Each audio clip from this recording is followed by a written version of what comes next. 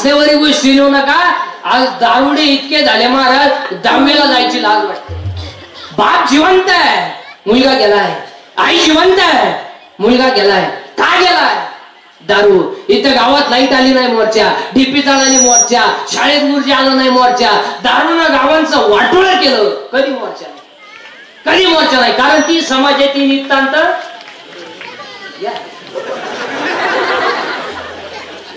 हसण्यावरी गोष्टी. बापानं खाना दिलाय पोराला, दिला ना, दिला ना. पाप केलाय त्या बापानं, पाप केलाय. बनियान मळालं तर त्याला पलटी करून घातलं, हे त्याचं पाप आहे. बनियान तुटलं तर त्याला गाठ बांधली आहे. बायकोच्या गळ्यातले दागिने मोडले, पाप केलाय त्या बापानं. स्वतःच्या मुलाची फी भरायची तर बापानं बायकोच्या गळ्यातले दागिने मोडले. कुठे आहे मी, कुठे आहे? एखादा माणूस जर तरुणपणात मेला आणि त्याचं प्रेत जर आंघोळीला बाहेर काढलं तर त्या प्रेताजवळ त्याची लाडाली पोरं उड्या आणतात, उड्या आणतात. काय माहिती त्या पोरांना की माझा बाप मेलाय? काय माहिती त्या पोरांना की मला आयुष्याचा ढाग लागलाय, की मला बाप नाही? काय माहिती? ती पोरं आईला म्हणतात, आई आई आई माझ्या बाबाला सगळी लोक का आंघोळ घालताय? आई आई माझ्या बाबाला सगळी लोक का आंघोळ घालताय? काय उत्तर आहे तुमच्याकडे त्या पोरांना देण्यासाठी?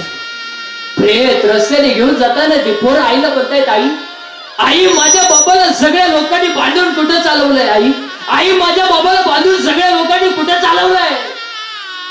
प्रेत पेटवलं की सगळी लोक रडतात, ती लहानाली पोरं हसतात, हसतात.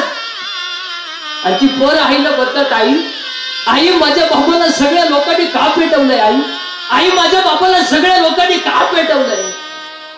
आई पोराला पदराखाली जगते म्हणते, तुझा बाबा देवा घरी गेलाय. पोरं पाठ करताय, माझा बाबा देवा घरी गेलाय. दुसऱ्या दिवशी शाळेत जाणारी पोरं त्याला म्हणतात, तू काय शाळेत आला नाही रे? माझा बाबा देवा घरी गेलाय ना.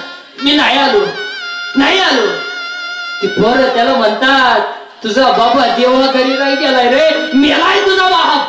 तुला परत कधी बाप नाही मिळणार रे, परत कधी बाप मिळणार नाही. त्या पोऱ्याच्या हृदयाला जखम होते, माझा बाबा मेलाय. पोरगा दप्तर आपटतंय आणि घरी जाऊन आईला म्हणते, आई मेलाय ना माझा बाप, सांग आई मेलाय ना. आई पोराला पदराखाली जगते, डसडसा रडते, हो डसडसा रडते. मग दहाव्याच्या दिवशी ते चिमुरड पोरग बापाच्या पिंडावर पाणी ओतीतय रे, पाणी ओतीतय. 5 वर्षाचं पोरग आज बापाच्या पिंडावर पाणी ओतीतय. इतकं दारूनं गावांचं वाटोळं केलं. ही गोष्ट नाही सांगत आहे, ही मालिका नाही सांगत आहे, ही 50% दारुड्यांची घरातली चित्र आहे. आणि जर एखाद्याला लय वाईटलं वा तर महाराज दारुड्याला लय वाईट बोलला, त्याला म्हणा फक्त तुझी बहीण दारुड्याला देऊन पाय, मग कळण तुला काय भाऊ. वय का विधवा मुलीचा बाप, वय का विधवा मुलीचा भाऊ, आणि मग कळण तुला काय भानगड आहे. लग्न जमवणारे दलाल नाही काय का, कमिशन घेऊन दुसऱ्याची जिंदगी बरबाद करता, वाटूळच होणार तुमचं द्यायला. काय दारू प्यायची, काय समाधान? एक बाप तळतळून मारण्याचं समाधान आहे मला. अरे शेतात गेलेली आई जर दुपारी बांधावर जेवायला बसली तर तिच्या भाकरीवर कालवण नाही, ती लोणचं भाकरीला चोळते. आणि बायांमध्ये अपमान होईल म्हणून ती म्हणते, मी आज कालवण केलं नाही. काय वाटलं? काय वाटलं? एक 42 रुपयाची बॉटल पिता नाही पक्के सांगू का? सगळं विका, सगळं विका, स्वाभिमान विका. गाड्या वगैरे विकल्यानं काय फरक पडत नाही. आपण 96 खानदान माणसं आहे, आभार घ्या बाबा. एकट्याला खिंड लावली तर खिंडीचं नाव बदललंय, आणि आपण दुसऱ्याच्या लग्नात क्वार्टरवारी नाचतोय. इतके नालायक आहेत आपण. का त्यांनी खांबे दिला का त्याच्या लग्नात आपण जीप काढून नाचतोय, इतकी नालायक आहे. तुम्ही जेव्हा दुसऱ्याच्या लग्नात जीप काढून नाचताना तेव्हा तो माणूस तुम्हाला गडी म्हणून नाचवतोय. गुलाम आहेत तुम्ही. त्यांनी तुम्हाला 35 रुपयाच्या क्वार्टरवर विकत घेतले आणि तुम्ही त्याच्या लग्नात जीप काढून नाचताय. आणि तो नालायक, तो नवरदेव आपल्यावर 20 रुपये ओवाळतोय. 20 रुपये किंमत आहे आपली, 20 रुपये किंमत आहे. अरे स्वाभिमान गाठ. एक तर 2 वर्ष होतील, एक तर गरीबी येईल, नाही तर श्रीमंत. काय फरक पडला, काय फरक पडला? लाचार झाल्यावर तुम्ही श्रीमंत व्हाल, स्वाभिमानी राहिल्यावर गरीब व्हाल. फरक काय?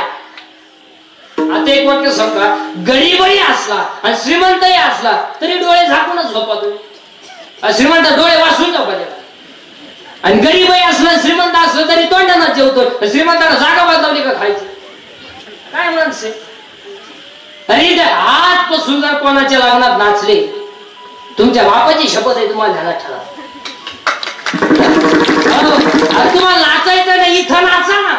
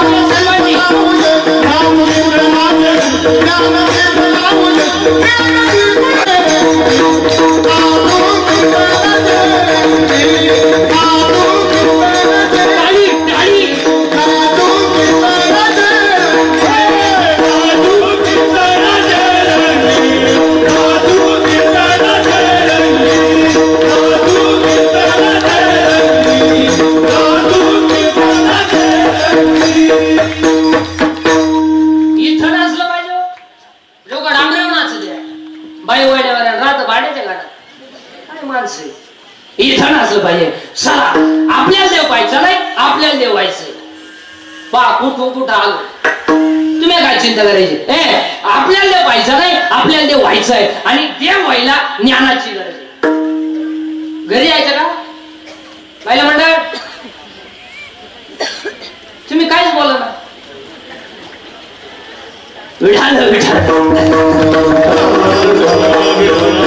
बंद करायचं पाहिलं म्हणतात नाही, चाललंय आज 12 वाजेपर्यंत.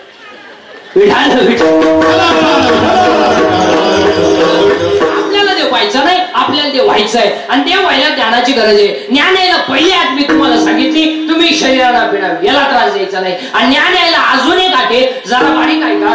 ज्ञान यायला माणसाला लग्नाच्या अगोदर पोरग व्हावं. तुम्हाला आता जमलं. ज्ञान यायला माणसाला लग्नाच्या अगोदर पोरग व्हावं. लग्न झाल्यावर तो कोणालाही पोरग होईल, त्यात काय विशेष. काय माणसं म्हणते झालं बघ त्याला पोरग, माझं बायको केल्यावर काय होईल. काय माणसं म्हणते लागलं त्यांची हिरील पाणी, माझा खाल्ल्यावर काय लागलं, खाल्ल्यावर राग गेला लागलं. काय माणसं. ज्ञान यायला माणसाला लग्नाच्या अगोदर पोरग व्हावं. लग्न काही पागल माणसं आहे, पोरग झालं अख्ख्या पाहुण्यांना बोल, हॅलो मला मुलगा झाला, मिरवणूक काढायची तू का, तुला एखादा पुरस्कार द्यायचा कधी, कोणाला जमलं नाही ते तुला जमलं नाही. अरे पागला, तुला एकच झाला एका वेळेस, बाकीच्या प्राण्यांचा अभ्यास कर, 5-5 होत्यात रंग बदलून. आणि याला एकच झालं तरी पर फालत पडायला लागलं का टेट असला, पर उताना पडायला लागलं का टेट असला, पर दात वाजवायला लागलं का टेट असला, पर तुला हाणताना टेट असला ठोई. ज्ञान यायला माणसाला लग्नाच्या अगोदर पोरग व्हावं. आणि ते पोरग होण्याच्या अगोदर घरात एक म्हातारी मरावा. पहिल्यांदा सांगितलं, बारीक ऐकलं तर कीर्तन. ज्ञान यायला माणसाला लग्नाच्या अगोदर पोरग व्हावं. आणि ते पोरग होण्याच्या अगोदर घरात एक म्हातारी मरावा. आता उत्तर ऐका, माया नावाची म्हातारी मरावा आणि बोध नावाचा मुलगा व्हावा.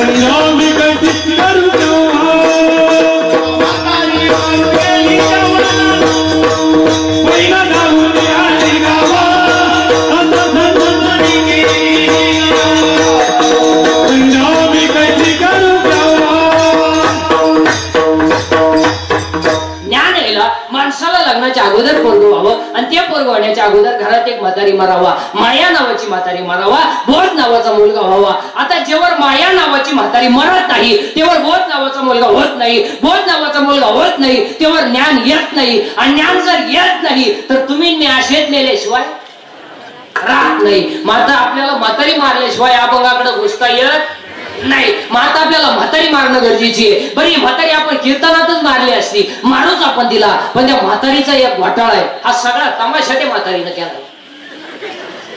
सगळा तमाशा म्हातारीनं केलाय ना. नाही तर माहिती म्हणून सांगतो महाराज, जगाचा आपला काही संबंध नाही. कोण कोणाचा बाप नाही, कोण कोणाची बायको नाही, कोण कोणाचा नातू नाही. तुमचा नातू तुमच्या पोऱ्याचा पोरे.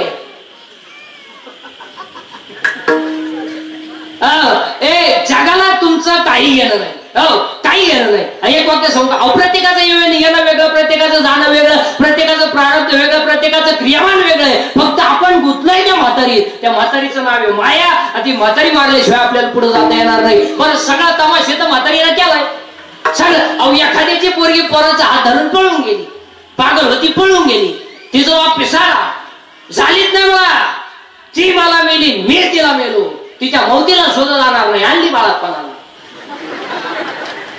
त्याला विचारलं काव आणली, आपलेच जा. हा तमाशा कोणा? हा म्हातारीचा तमाशा आहे. अरे बाबा, ही माया आहे, हा म्हातारीचा तमाशा आहे. आता काही माणसं म्हणते बा, घर माझं, गाडी माझी, बंगला माझा, गपची बाय, तुझं काय नाही, तुझं फक्त एकच आहे, पावशेर सुताळी, आत्ता गुला, 3.5 बांबू, 1 रुपया, 1 मडका, 2.5 मग सरपण, 1.5 किलो मुरमुरे, 2 हार, 1 काडीची पेटी, 2 हागा मात्या, टोटल बिल 232 रुपये 35 पैसे, जीएसटी धरून 240. बाकी जगाचा आपला काही संबंध नाही. एक वाक्य सांगू का, कटेवर हात ठेवून ड्युटीवर बसणारा पांडुरंग आपला बाप आहे आणि त्याच्या शेजारी उभी असणारी रुक्मिणी आपली आई आहे. बाकी जगाचा आपला काहीच काय समज. त्याच्या पुढचं वाक्य, ज्ञानेश्वर महाराज आपली आई आहेत आणि तुकाराम महाराज आपले बाप आहेत. बाकी जगाचा आपला काहीच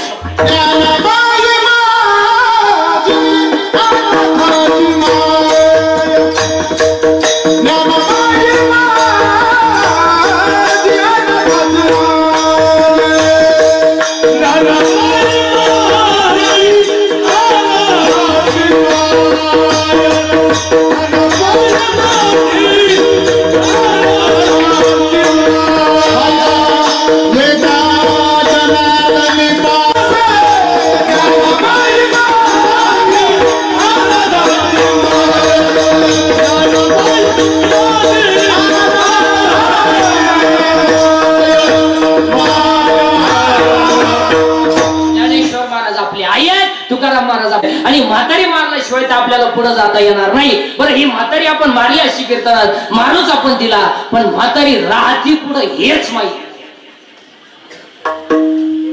म्हणा झालं कसं, म्हातारी राहती पुढे हे माहित नाही का? म्हातारी नाही राहती पुढे हे माहित नाही, पण म्हातारी आहे. मग आपण ज्ञानोबराला विचारू, ज्ञानोबरा, माया नावाची म्हातारी राहती पुढं. ज्ञानोबरा म्हणतात पाहे पाय शरीराची गावा, शरीर नावाचं गाव आहे आणि त्यात ही माया नावाची म्हातारी आहे. आता म्हातारीचं ठिकाण तर सापडलं, मग आता आपण म्हातारी मारायचं औषध सापडलं. आणि म्हातारी मारायचं औषध आपल्याकडे आहे ना, काय? भजन. आणि भजन केलं तर म्हातारी मेली आणि लगेच म्हातारी मारू. गुळ गुळा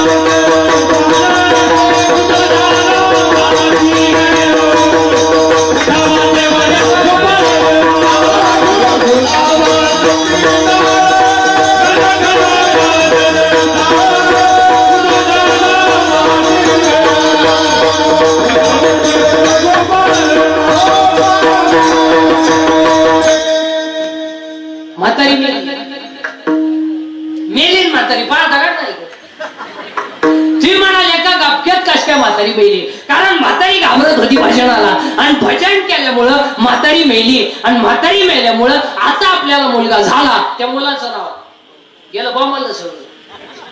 त्या मुलाचं नाव बोध, आणि तो बोध नावाचा मुलगा मला निवृत्तीने त्यांच्या कृपेने झाला आणि मला लग्न न करता 4 मुलं झाली. ज्ञानराज माझी योग्याची माऊली, साधकाचा मायबाप, ज्ञानाबाई माझी अनाथाची माय आणि योग शास्त्र देती बाई. पहिला मुलगा वेद, दुसरा मुलगा योग, तिसरा मुलगा साधक, चौथा मुलगा अनाथ.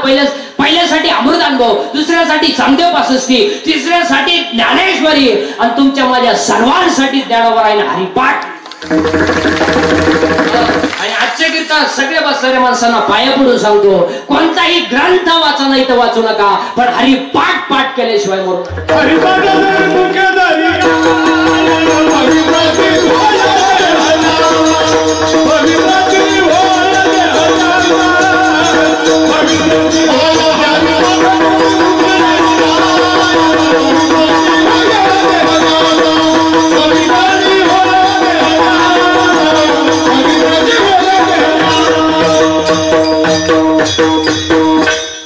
हरिपाठ क्रमांकाचा आहे आणि हरिपाठ हा ज्ञानोबांचा चौथा मुलगा आहे. आणि आज जो कीर्तनाला घेतलेला 16व्या क्रमांकाचा आहे, 16व्या क्रमांकाचा आहे, ज्याची माया नावाची म्हातारी वेली, बोध नावाचा मुलगा झाला, ज्ञान आलं आणि ज्याची बुद्धी हरीच्या चरणावर स्थिर झाली